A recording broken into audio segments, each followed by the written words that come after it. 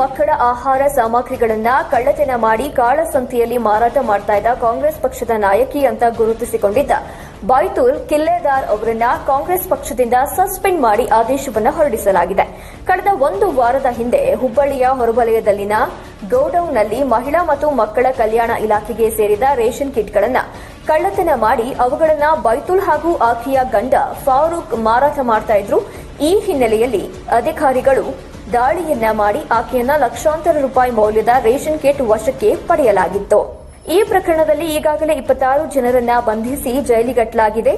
ಆದರೆ ಪ್ರಮುಖ ಆರೋಪಿಗಳಾದ ಬೈತುಲ್ ಹಾಗೂ ಫಾರೂಕ್ ಈಗಾಗಲೇ ತಲೆಮರೆಸಿಕೊಂಡಿದ್ದಾರೆ.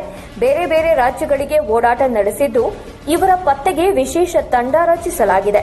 2021ರಲ್ಲಿ ನಡೆದ ಪಾಲಿಕೆಯ ಕಾರ್ಪೊರೇಟ್ ಚುನಾವಣೆಯಲ್ಲಿ ಸ್ಪರ್ಧೆ ಮಾಡಿದ್ದ ಬೈತುಲ್ ಸೋತಿದ್ರು.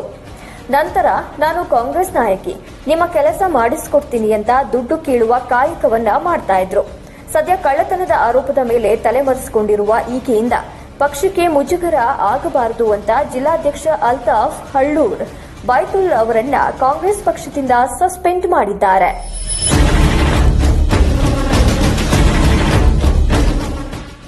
Vinay Reddy, crime bureau, public next, Hubballi.